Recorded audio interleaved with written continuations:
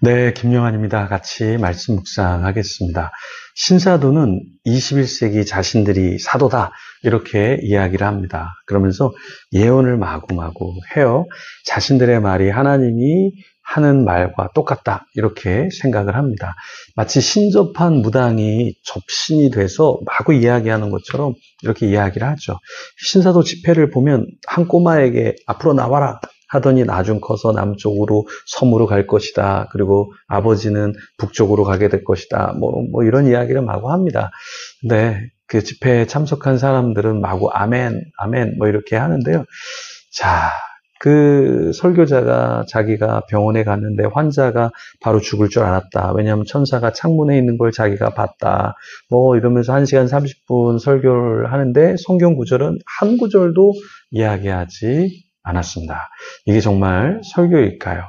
민수기 23장 오늘 본문에 보면 거짓 선지자 발람이 등장하죠. 발람은 하나님의 음성을 듣습니다. 그런데 그걸 자기의 말로 바꾸거나 그 말씀을 변개하지는 않아요. 그래서 이스라엘을 저주하면 자기에게 돈이 떨어지지만 재물이 주어지지만 그것을 포기하고 들리는 대로 하나님이 주신 말씀대로 사실은 전합니다. 이 거짓 선지자도 하나님의 말씀을 이렇게 변개하지 않고 그대로 전하는데요.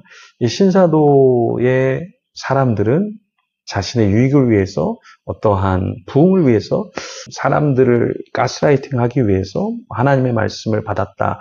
뭐 이렇게 이야기하는데 조심하셔야 합니다. 그런 피해를 입은 분은 저에게 연락을 주셔도 좋고 또 주위에 좋은 분이 있으면 상담을 받으셔서 건강한 신앙생활을 하시면 좋겠습니다. 자, 민수기 23장은 모압 왕 발락이 이스라엘을 저주하기 위해서 발람을 3번이나 데려와서 저주를 요청했는데요. 그런데 하나님 뜻에 따라 발람이 오히려 이스라엘을 축복하는 내용을 그대로 전달을 하는 내용을 담고 있습니다. 자, 그러면 1절과 2절을 같이 한번 읽어보겠습니다. 발람이 발락에게 이르되 나를 위하여 여기 제단 7을 쌓고 거기 수송아지 7마리와 순양 7마리를 준비하소서 하매 발락이 발람의 말대로 준비한 후에 발락과 발람이 제단에 수송아지와 순양을 드리니라. 발람은 발락에게 제단 7을 세우고 각각의 제단에 황소와 숫양을 제물로 바치라 이렇게 지시를 합니다. 그런데 발락은 그 명령대로 제단을 세우죠. 그리고 제물을 바칩니다. 여러분, 이렇게 제단을 7을 쌓는 거 쉬운 일일까요? 쉽지 않습니다. 그리고 거기에다가 수송아지 7마리 그리고 순양 7마리 준비를 하고 바치는 거 대단한 거죠. 대단한 거죠. 근데 거짓 선지자가 이렇게 말하는데도 발락이 다 순종을 합니다. 그리고 첫 번째 예언을 이제 발람이 받고 전달을 하죠. 근데 그 내용이 8절에 있습니다. 하나님이 저주하지 않으신 자를 내가 어찌 저주하며 여호와께서 꾸짖지 않으신 자를 내가 어찌 꾸짖으랴. 여기 보면 발람이 돈을 위해서는 그들이 원하는 대로 막 말을 해주면 되는데 그렇게 하지 않았던 거예요. 자, 이 거짓 선지자라고 하는 이 발람도 돈 앞에서 사람들이 원하는 소리가 아니라 하나님이 전달하는 소리를 그대로 전달했다라는 겁니다. 그렇다면 우리는 어떻게 하나님의 말씀을 전해야 할까요? 우리도 하나님의 말씀을 듣잖아요. 그럼 우리가 거짓말하는 자에게 어떠한 말을 전해야 될까요? 도둑질을 하는 자에게 우리가 어떤 말씀을 과감히 전해야 할까요? 때로는 우리는 말을 잘 못해요. 왜냐하면 나에게 피해가 올까 봐.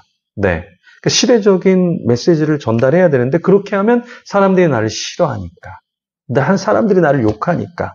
그렇게 하면 문제가 생기고 나한테 피곤한 뭔가가 주어지니까. 그러니까 진리를 알아도 말하지 않고 때로는 뭐 진리를 알아도 다 말하는 것보다 침묵하고 기도하는 시간이 분명히 필요하겠죠. 그런데 전혀 그런 것과 상관없이 나의 유익, 나의 편의를 위해서 진리를 말하지 않는 것. 근데 거짓 선지자 발람은 자기에게 손해가 되는데도 하나님이 주신 말씀 그대로 전달했다라는 거예요. 그러니까 발람이 그렇게 말하니까 실망하죠. 왜 저주 대신 축복을 했냐?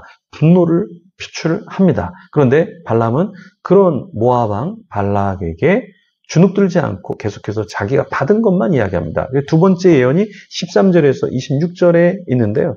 발락이 또 시도하는 거죠. 저주를 어떻게 해서든지 하게끔 받아내려고 노력을 했죠. 그래서 또 제단과 제물을 올려 드리는 거죠. 그런데 두 번째 예언도 역시 마찬가지로 하나님께서 저주하지 않으셨죠. 19절에 보면 이런 말씀이 있습니다. 하나님은 사람이 아니시니 거짓말을 하지 않으시고 인생이 아니시니 후회가 없으시도다. 어찌 그 말씀하신 바를 행하지 않으시며 하신 말씀을 실행하지 않으시랴. 하나님은 인생이 아니세요. 사람이 아니에요. 그래서 하나님은 거짓말도 하지 않으시고 후회가 없으시고 또 그 하신 말씀을 행하시는 분이다. 그런 하나님 앞에서 발람은 온전히 하나님의 뜻을 전달했어요. 발락이 어떻게 반응했을까요? 역시 실망했죠. 그러니까 우리가 사람이 실망하니까 사람이 원하는 말만 하는 것은 참 선지자는 아니다.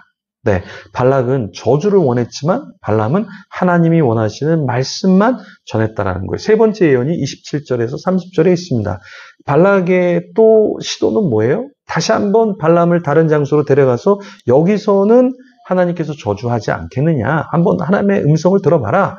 그랬을 때 27절과 28절 발락이 발람에게 또 이르되 오라. 내가 너를 다른 곳으로 인도하리니 내가 거기서 나를 위하여 그들을 저주하기를 하나님이 혹시 기뻐하시리라 하고 발락이 발람을 인도하여 광야가 내려다 보이는 부올산 꼭대기에 이르니. 근데 하나님께서 또 어떻게 하셨습니까? 세 번째도 네, 저주하지 마. 이렇게 말씀하셨죠. 발람이 진짜 화를 냈겠죠. 아니 내가 지금 이렇게 제단을 쌓고 내가 이렇게 수송아지를 이렇게 드리고 순양을 드리는데 왜 똑같은 그런 말만 하느냐. 당신 가만두지 않겠다. 내 재산의 손해가 얼마나 크냐. 뭐 이렇게 따지지 않았겠습니까? 근데도 발람은 거기에 요동하지 않았다라는 것이 오늘 본문의 내용입니다.